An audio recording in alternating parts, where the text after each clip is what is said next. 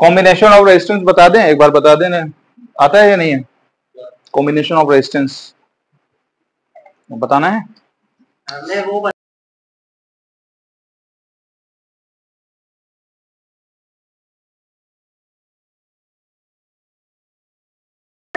Combination of resistance दो तरह से होता है, एक सीरीज होता है, पैरेलल होता है। तो कॉम्बिनेशन में मतलब समझते हो कि रेजिस्टेंस को हमने क्या किया, ऐड किया है।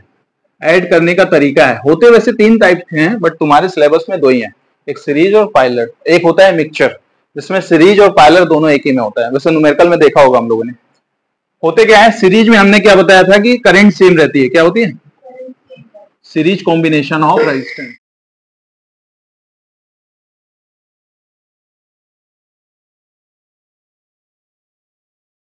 डायग्राम बनाओ जल्दी से।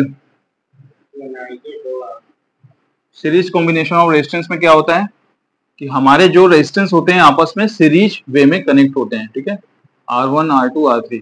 हमने क्या करना है, इसका प्रूव करा देते हैं कि हमें कैसे मिलती है इसकी टोटल रेजिस्टेंस। तो हमने मान लो यहाँ पे हमारी वोल्टेज क्या है, V है।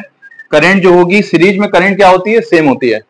और डिफरेंट क्या होता है, सीरीज में डिफरेंट क्या होता है, वोल्टेज या करंट? सीरीज में करंट सेम रहती है, वोल्टेज क्या रहता है, डिफरेंट रहता है। वोल्टेज क्या रहता है, डिफरेंट रहता है। और उसमें क्या कहते हैं, पैरेलल में करंट डिफरेंट रहती है, वोल्टेज सेम रहता है। बट अभी सीरीज की बात कर रहे हैं।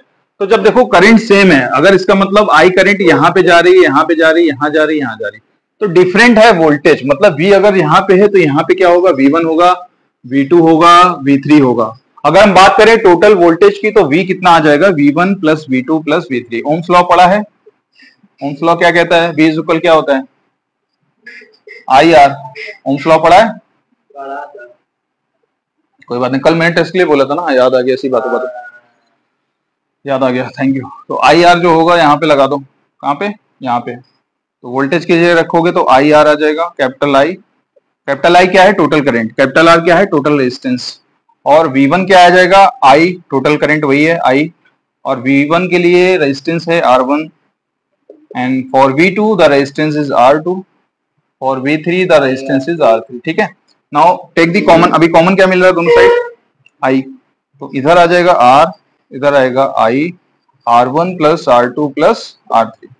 So this is the final formula of the combination of the resistance in the series sequence। कि सीरीज सीक्वेंस में क्या होता है, जो टोटल रेजिस्टेंस होता है वो अलग अलग कंबाइंड रेजिस्टेंस के सम ऑफ के इक्वल होता है, ठीक है। यही फॉर्मूला है, नोट कर लो। पैरेलल बताएं, जल्दी से नोट करो, पैरेलल बता दें। तो पता है मैंने सोचा था क्लास करने के लिए, हो ही नहीं पाती क्योंकि यहीं पे हो जाता 7-8 बजे।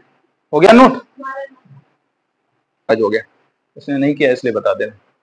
अच्छे से नोट। करंट जो है सीरीज में सेम है, क्यों सेम है, हमने बताया कि यहाँ पे करंट का पाथ एकदम सेम है। जहां पाथ सेम रहता है वहां करंट सेम रहती है। करंट बढ़ती, कौन सा था, सीरीज में था पूरा लिखा है सीरीज कॉम्बिनेशन। और पैरेलल में क्या रहता है कि वोल्टेज हमारी सेम रहेगी और करंट डिफरेंट। इसीलिए हम घर की वायरिंग कैसे करते हैं, पैरेलल में, ताकि वोल्टेज हमें सेम मिले, कि जो हमारे मीटर में आ रहा है वोल्टेज वही इस बल्ब में आए, समझे, वोल्टेज डाउन ना रहे। कि ऐसा ना हो कि अगर 10 बल्ब है तो 10-10 बल्ब में बढ़ जाए वोल्टेज, ठीक है। हमने करंट वोल्टेज का कॉन्सेप्ट बताया था कि करंट कैसे काम करती है, वोल्टेज कैसे काम करती है। एक एग्जांपल बताया था, वो ट्यूब पानी वाला, ठीक है। वोल्टेज को हम और भी दूसरे नाम से जानते हैं, जिसका नाम क्या है, इलेक्ट्रिक पोटेंशियल। एक और नाम है इसका, इलेक्ट्रिक प्रेशर। इतने सारी चीजें बता दी इसलिए कंफ्यूज हो रही है कि सर इतना सब बता दिए। गलती मेरी है। वो धीरे-धीरे जब मैं रिवाइज करती हूं दोबारा वोल्टेज डिफरेंट है, V मतलब वोल्टेज, I करंट सेम है, I करंट। क्योंकि देखिए मैं एक मैथ भी पढ़ रही हूँ और ये भी पढ़ रहे हैं, इसलिए सब कुछ होता है। मेरी तरफ से गलती कहाँ है ये बताओ। नहीं, आपकी तरफ से कोई गलती नहीं है। जैसे साइन कॉस ये सब इसके फॉर्मूले भी याद है और फिजिक्स में भी इतना सारा हो गया, उसके न्यूमेरिकल। थोड़ा सा योगा वगैरह करने लगो, मैं तो जैसे ही थोड़ा सा माइंड एक्टिव रखो, समझ नहीं उठ पाओगे। बोल, फुल नाइट स्टडी की कभी तक? झूठ बोल रहा है। Full night study I can't believe that. क्या ये 4 बजे सोए हैं, 4 बजे। मैंने 3 बजे तक की, ज्यादा देर नहीं मानता मैं, क्योंकि हमने उठाई थी तो एग्जाम के टाइम में। फिर मैं रात भर मैथ लगा हो गया का मेरा एक एग्जाम था, 1 बजे उठाई कॉपी, 4 बजे खत्म। चलो ठीक है, रब करें इसको। पायलर कॉम्बिनेशन बताओ। नहीं ना, रब ना तो ये भी है। बातें मत करो फिर तब तुम लोग को ना मैं एज अभी, क्योंकि बच्चे जब थोड़ा सा बड़ी क्लास बातें में बात करेंगे, कैसे पढ़ना है, किस तरह से पढ़ो, ये सब हो जाएगा। ऐसे ही लिखना है जब एग्जाम में आए, फिर कहते हो नंबर क्यों नहीं आ रहे, ऐसे ही लेने आते, प्रॉपर वे से लिखते नहीं हो भाई जो चीज। अगर मुझे अगर ये वो करना पड़े, इसका डेलीगेशन करना पड़ेगा तो और अच्छे से लिखोगे उसमें। ये डेलीगेशन बताइए थोड़ा फर्क हो गया। हमने बताया पायलर में क्या सेम रहता है, वोल्टेज या करंट?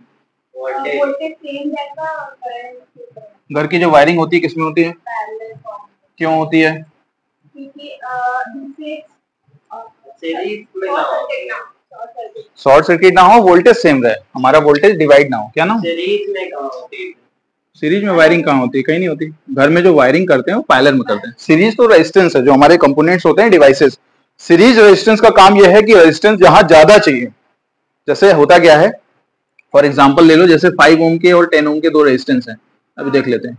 इसको हमने एक बार सीरीज में जोड़ दिया और एक बार हमने कैसे जोड़ दिया, पायलर में। तो किसमें रेजिस्टेंस ज्यादा मिलेगा बताओ, सीरीज में या पायलर में? टोटल रेजिस्टेंस किसमें ज्यादा आएगा? सीरीज में ज्यादा आएगा। क्यों आएगा बेटा? ऐड करोगे 10, इसका कितना आएगा 3, 10/3 मतलब 3 पॉइंट समथिंग आएगा। तो कहने का सेंस ये है कि पायलर में हमारा रेजिस्टेंस कम रहता है, करंट क्या रहती है, रेजिस्टेंस कम हो गया तो करंट क्या होगी, ज्यादा होगी। रेजिस्टेंस कम है तो करंट ज्यादा है, और इसमें रेजिस्टेंस ज्यादा है तो करंट क्या होती है, घट जाती है। इसीलिए हमें रेजिस्टेंस को कम रखना है, याद रखो, हमें कभी भी सर्किट में रेजिस्टेंस को कम रखने का प्रयास करना है, ठीक है। अब हम बात कर रहे हैं पायलर कॉम्बिनेशन ऑफ द रेजिस्टेंस। ये तो सीरीज का था, ये तो एग्जांपल बताया, इसको नोट करो जल्दी से एग्जांपल को।